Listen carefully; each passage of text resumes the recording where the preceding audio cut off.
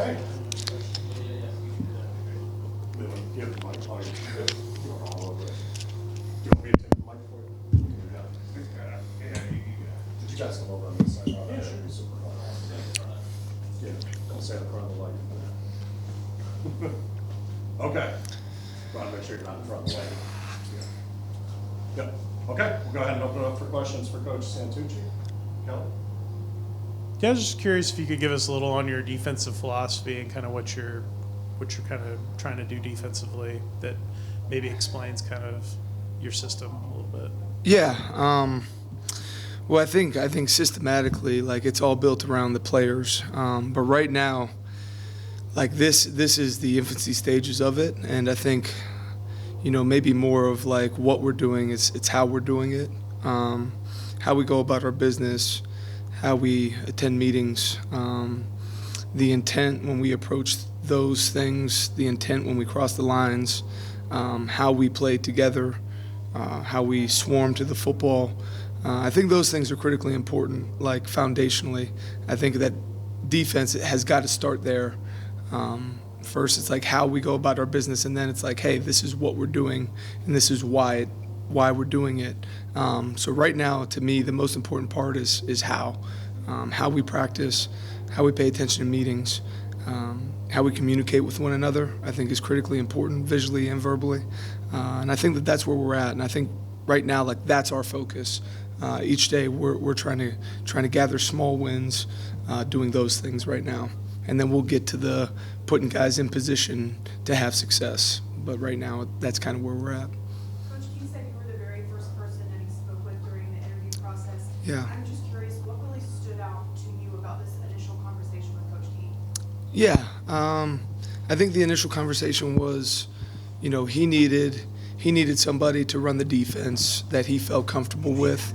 I think that, foundationally we believed in a lot of the same things about what a football team's about, being tough, being together, creating bonds that are meaningful for the rest of these kids' lives, and coaches having those bonds also. And I felt like Georgia Tech is a place that's near and dear to his heart. It's important to him. And Georgia Tech, the values of the university align with my values. And, that's kind of what brought us to this point right now is all those things combined brought my family and I here to Georgia Tech in Atlanta.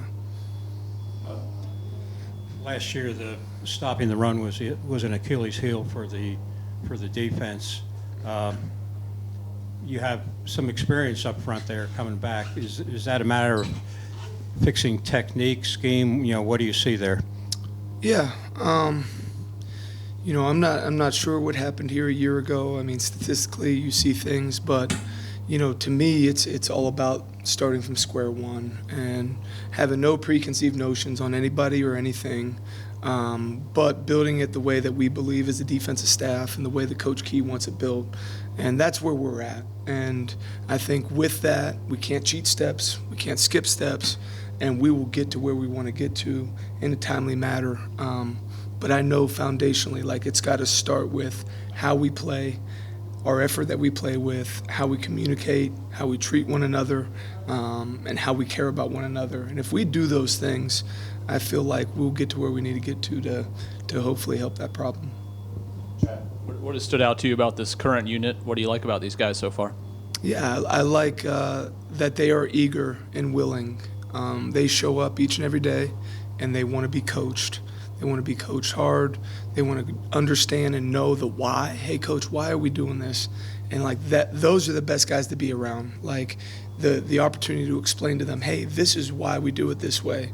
And you can give them the big picture reasons. And these guys have shown up each and every day. Every challenge that we as a coaching staff have thrown them, they have answered. And they've shown up. They have not relented, and that's all we could ask. From day one, all we ask is like, hey, there's going to be a little bit of blind faith here, but you got to trust that we're going to put you in position to where you guys want to be and where ultimately we want to be as a defense. And that's where we're at. And we ask them to do things, and they do it. We give them clear explanation, and they understand it, and they take it and run with it. So I've been really happy with those guys just showing up, and I think that's step one, is showing up and being eager to do it. During this first week of spring practice, what's been the most important part for you with starting to build these relationships with the guys? Yeah, it's been a fast forward since getting here, middle of January, and it's just been like, guys, like, I need you around. So every day we have practice. As they're around dinner, going from class to back to wherever it may be, stopping. And like, whether it's football or not, there's conversations being had all over the defense. Coach Simpson, Coach Pope, Coach Peoples, Coach Brumfield, me, like, it is just a revolving door. Try to expedite some of these relationships and being present, you know, and like voluntary hours, like we're there. We're just there to watch so that they see us. I think that's critically important at the beginning stages of this thing, so they know, like, we're in this with you. We're not pushing you through the door. We're walking with you through the door. And I think that that's critical for kids, especially nowadays, to understand is like, these guys are with us, and that is important in today's climate of college football. Yeah, I was curious what you call your position. Like, everyone has a different nomenclature or whatever, and then kind of what you're looking for from those spots, specifically in terms of, like, from that personnel. In terms of what piece? All of them, you're saying? Yeah, we play with 5 DBs, 2 high safeties, a nickel, and 2 corners. You know, and then we play with 2 linebackers. We play with a buck linebacker and a Mike linebacker. And then we play with 4 defensive linemen. One's a rush, one's a tackle, one's a nose, and one's an end. And we have the personnel that we need here. You know, we do. And we have the right body types, we have the right people, and we just got to continue to grow them. Does that answer your question? I'm not sure if that answers it. Yeah. The linebacker position, seems like there's a lot of young guys just starting out. Yeah. You have a couple transfers coming in with some experience, and one guy returning that played a lot of ball, and Kyle. What are you seeing there at the linebacker position? Yeah, I think we're a work in progress. I think there's a lot of stress put on the linebackers in our defense, and I think they're starting to understand that after 3 practices is how important it is to communicate on the field, how that prepares you for a game, to command a defense, to make sure that you create that comfort within a defense. Kyle is learning, right? And as you learn quick. You can become effective as a communicator on the field. If you learn slow, it takes you a while to catch up. And Cal's in a learning process, and he is urgently learning, which allows him to communicate on the field. Trent Tatum has had a good 2-3 days. It's good to have him back.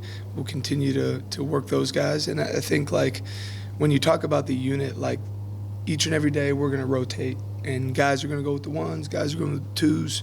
And there is a consistent work output that we're looking for. And if that consistent work output happens the day before by somebody, then that guy gets the opportunity to go with the 1s, because that will be most important. This will be a merit-based defense. So, like, the way that we perform, the way that we communicate, the way that we hold the standard will be how the depth chart's created.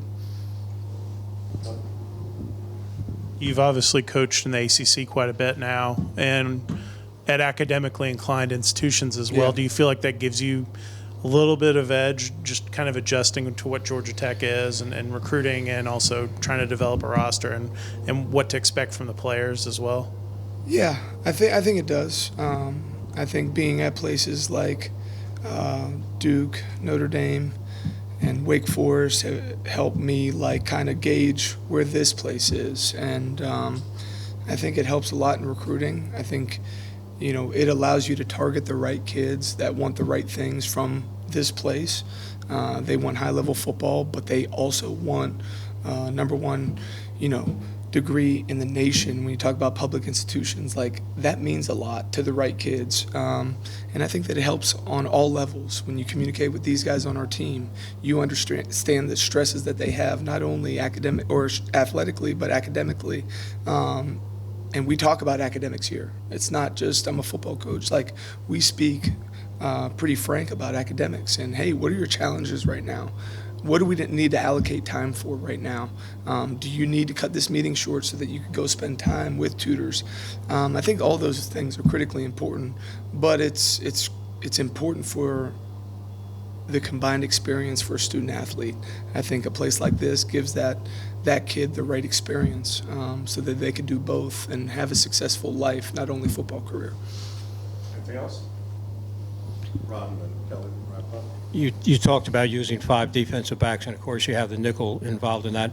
What are you looking for from a defensive back in terms of a guy you think is a good fit at the nickel position? Yeah, I think that there's they come in a lot of different shapes and sizes.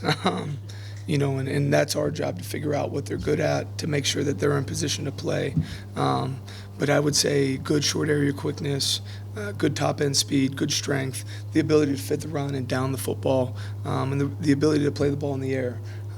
Like all of those things, those guys have like a hybrid skill set. They could go play corner, they could play high safety, and then they get down and play slot corner on slots, and then get their nose in the run when we have to get them in the run.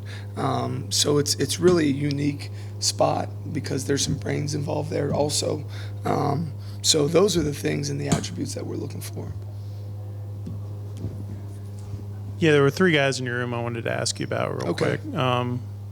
Jackson Hamilton Yep. and EJ Lightsey, and then also Tajay, who came in early. Just kind of, what do you need to see from those guys? And Yeah. obviously it's early, you guys don't have pads on yet and all that. No, it's good.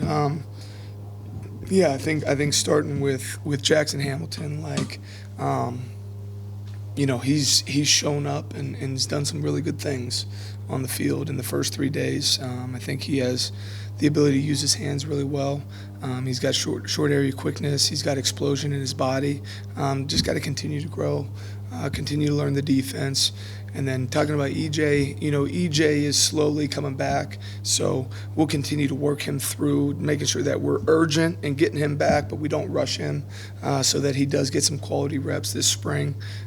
So he hasn't really been on the field yet. And then Tajay is he's fun to coach. He's a fun kid to be around. He's running with the 2s at time right now, and I think like he's picking it up. And even if he doesn't know what he's doing, he's going hard, he's going fast, he shows up to meetings, he learns, and he gets a little better every day. So really excited to coach all 3 of those guys. Really happy with where they're at right now. Coach, thank you. Anything else? All right, thank you guys. How long until your whiskey?